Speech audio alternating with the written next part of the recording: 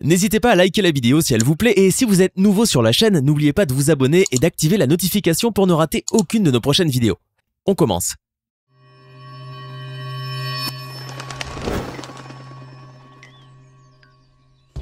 Un ex-ministre qui devient livreur de pizza, un joueur de basketball devenu policier ou encore un ex-président converti en berger de troupeau, installez-vous confortablement, voici les personnes qui ont troqué leur carrière en politique ou leur statut de sportif de renom contre des petits boulots ordinaires. Shaquille O'Neal, plus connu sous le surnom Shaq, est né le 6 mars 1972 à Newark, dans le New Jersey. Il a exercé pendant près de 19 ans une carrière de joueur de basketball professionnel. Shaquille O'Neal a occupé à chaque fois le poste de pivot au sein de son équipe et était d'ailleurs connu comme l'un des meilleurs pivots de l'histoire de ce sport. Il a débuté sa carrière avec Magic d'Orlando pendant 4 saisons pour jouer ensuite avec les Lakers de Los Angeles pendant 8 saisons consécutives, a signé avec les Heat de Miami pour 4 saisons, puis avec les Suns de Phoenix, les Cavaliers de Cleveland et enfin les Celtics de Boston avant de se retirer des parquets pour de bon en 2011. Avec ses 147 kilos, Shaquille O'Neal est reconnu comme étant l'un des joueurs les plus lourds de tous les temps. D'ailleurs, il est célèbre pour ses petites farces et ses bourdes sur les parquets. Il lui est arrivé à multiples reprises de casser des panneaux de basketball en raison de son poids et de sa puissance. En 2011, le champion de basketball a décidé d'abandonner sa carrière pour se tourner vers autre chose. Celui qui est considéré comme l'un des joueurs les plus dominants de l'histoire de la ligue voulait apporter plus de peps dans sa vie. Lui qui en avait un peu marre de lancer le ballon dans un panier et qui avait le goût pour l'aventure, a choisi de se tourner vers un métier à risque et mettre ainsi à profit ses innombrables autres talents. Alors, dès qu'il a officiellement annoncé sa retraite, Shaquille O'Neal a décidé de repartir à zéro. L'ancien champion des Lakers a déposé sa candidature pour devenir officier de police dans la petite commune de Doral, en Floride. À plus de 40 ans, le Shaq s'est donc soumis à des examens physiques et psychologiques qui devaient décider s'il était apte à s'engager auprès des forces de l'ordre. Il paraît qu'il voulait réaliser ce vieux rêve alors qu'il était encore joueur de basketball. D'ailleurs, on raconte qu'en 2005, Shaquille O'Neal avait servi comme officier de réserve pour la ville de Miami Beach. Quelques années plus tard, Shaquille est parvenu à devenir officier à temps partiel à Orlando. Et récemment, l'ancien homme fort des Lakers a annoncé vouloir présenter sa candidature pour devenir shérif du comté de Henry, en Géorgie. Mais attention à ne pas s'y méprendre, bien qu'il mesure plus de 2 mètres et qu'il pèse 147 kg, Shaquille O'Neal est un policier gentil et bienveillant. Il n'arrête pas les criminels, il veille plutôt à être proche des citoyens et à venir en aide à la communauté. Il adore surtout aider les enfants en situation compliquée. Certes, ce métier est nettement moins prestigieux que celui de joueur de basketball professionnel, et son image médiatique s'est largement ternie au fil du temps. Mais Shaquille O'Neal a pu réaliser son vieux rêve d'enfant et il est heureux comme ça. Et attention, ce n'est pas tout. Comme le Shaq est aussi un bon vivant, il a réussi parallèlement à sa carrière de policier à mettre la main à d'autres domaines professionnels. En effet, alors qu'il était encore basketteur, Shaquille O'Neal a sorti 4 albums de rap. Il est également producteur de musique électronique, DJ en tournée sous le nom de DJ Diesel, et il a joué dans plusieurs films, à savoir CB4, Scary Movie 4, Kazam, Steel et bien d'autres. Il a animé son émission de télé-réalité Shaq vs, où il affrontait les plus grands athlètes du monde dans leurs sports respectifs et l'émission The Big Podcast with Shaq. Shaquille O'Neal est également analyste sportif dans l'émission Inside the NBA sur la chaîne TNT, manager de Kingsguard Gaming de la NBA 2K League. À côté de cela, on le voit sur plusieurs couvertures de jeux vidéo, notamment 2K6, 2K7, 2K18, NBA Live 96 et bien d'autres. Et pour finir, Shaquille accorde une telle importance à l'éducation qu'il a décidé alors qu'il était encore en NBA de poursuivre ses études. Ainsi, il a réussi à avoir sa licence en 2000, son master en 2005, puis son doctorat dans la Barry University de Miami Shores en Floride, une année après qu'il ait pris sa retraite. Vous l'aurez compris, avec une carrière aussi riche et trépidante et des compétences aussi élevées, Shaquille O'Neal ne risquera jamais de s'ennuyer. Voici l'histoire de Mahmoud Ahmadinejad. Cet homme d'origine iranienne est né le 28 octobre 1956 à Gamsar, une ville de la province de Semnan en Iran. Mahmoud Ahmadinejad a été à la tête du gouvernement de la République islamique d'Iran de 2005 à 2013. Et après avoir effectué 2 mandats consécutifs, Mahmoud Ahmadinejad a dû laisser sa place à son successeur Hassan Rouhani. Durant ces 2 mandats, Ahmadinejad a effectué plusieurs changements dans le pays, notamment dans certaines lois concernant l'économie, le logement et le droit des femmes. Un travail qui lui a demandé des efforts colossaux, d'autant plus que le pays en guerre se trouve au centre de plusieurs affaires politiques tumultueuses. À la fin de sa présidentielle, Mahmoud Ahmadinejad a ressenti le grand besoin de se détacher du monde de la politique et de reprendre une vie de citoyen lambda.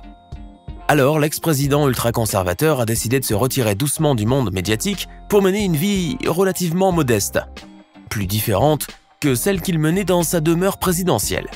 En août 2018, une étrange photo de l'ex-président est sortie sur le net et a fait le tour des réseaux sociaux.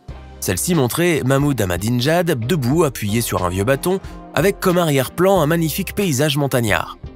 Très vite, les internautes ont interprété la photo comme une reconversion de carrière d'Ahmadinejad, qui aurait, selon eux, choisi d'aller vivre en montagne et d'élever des moutons dans son village.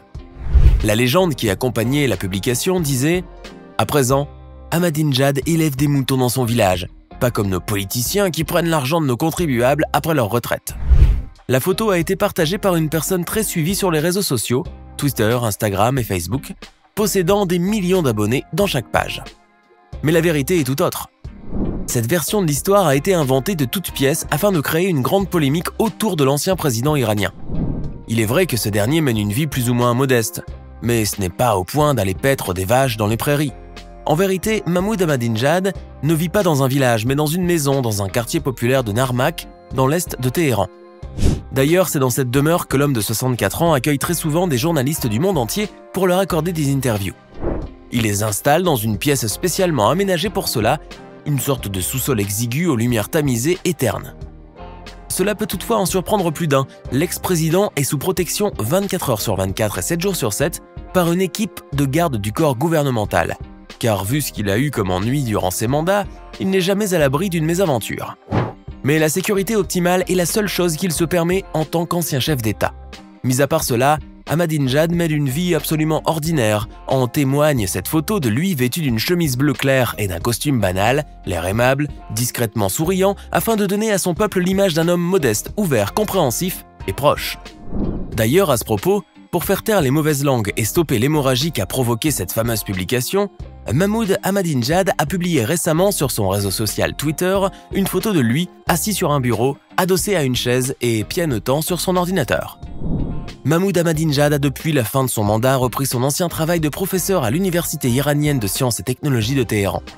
Il y a obtenu un doctorat en ingénierie civile et en logistique, tout en gardant néanmoins un pied dans le monde de la politique en siégeant au Conseil de discernement de l'intérêt supérieur du régime, une sorte de conseil d'État chargé de conseiller le guide suprême iranien, Ali Khamenei. Bien que très loin de la vie médiatique, Mahmoud Ahmadinejad n'a pas été épargné par les fausses rumeurs, ce qui lui a causé énormément de tort. Mais il est arrivé néanmoins à prouver que la photo datait de 2016 et qu'elle avait été prise lors d'un voyage à Kandalous, un village touristique situé dans la province du Mazandaran, au nord de l'Iran. D'ailleurs, preuve en est que lors de cette escapade montagnarde, Ahmadinejad n'était pas seul. Il était en effet accompagné par un ami de la région, son garde du corps ainsi que d'autres amis. Visiblement, cette mésaventure a réanimé en lui l'envie de s'immiscer dans la vie politique, car en mai 2021, Mahmoud Ahmadinejad a déposé sa candidature à l'élection présidentielle de 2021. Mais celle-ci a été rejetée par le Conseil des gardiens de la Constitution. Peut-être que maintenant, il ira réellement promener ses moutons dans un village reculé, histoire de s'éclipser et de se faire oublier pour de bon cette fois. Sayed Sadat est un homme de 50 ans qui a la double nationalité afghanie-britannique. Il est titulaire de 2 maîtrises en communication et en génie électronique de l'université d'Oxford. Il a travaillé pendant une vingtaine d'années dans le domaine des communications dans plus de 20 entités différentes, parcourant 13 pays, dont l'Arabie Saoudite. Il a notamment servi la société Aramco et la Saudi Telecom Company. Il a été président directeur général d'Ariana Telecom à Londres de 2016 à 2017, avant de devenir conseiller technique auprès du ministère afghan des technologies de la communication et de l'information de 2005 à 2013 et de devenir lui-même ministre des communications et de la technologie en Afghanistan entre 2016 et 2018. Mais alors que la situation sécuritaire du pays était devenue très fragile, Sayed Sadat décide du jour au lendemain de démissionner de son poste de ministre après avoir refusé de s'impliquer dans une affaire de corruption au sein du gouvernement afghan.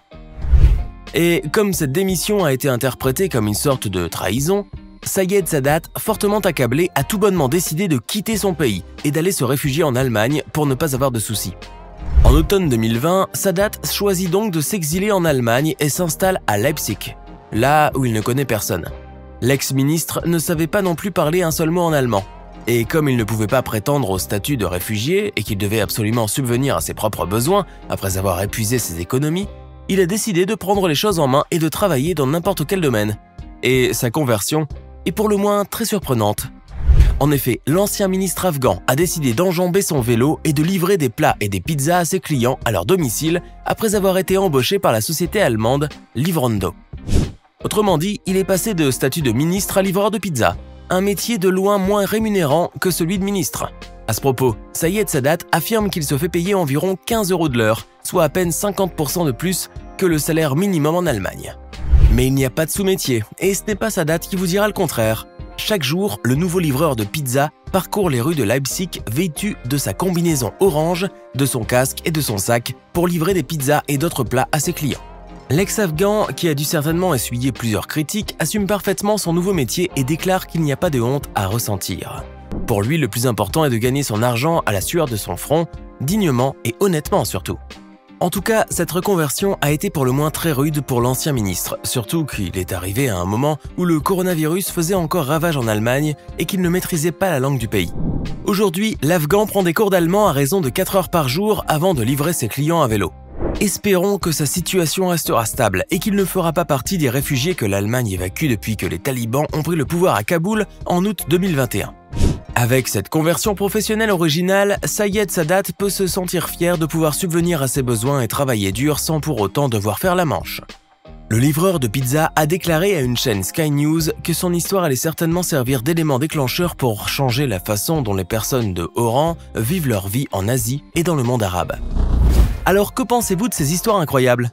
Laquelle avez-vous le plus aimé? Dites-nous ce que vous en pensez dans les commentaires. Et si cette vidéo vous plaît, n'oubliez pas de mettre un pouce bleu, de vous abonner à la chaîne et d'activer la cloche pour recevoir toutes les notifications et ne rien manquer de nos prochains contenus.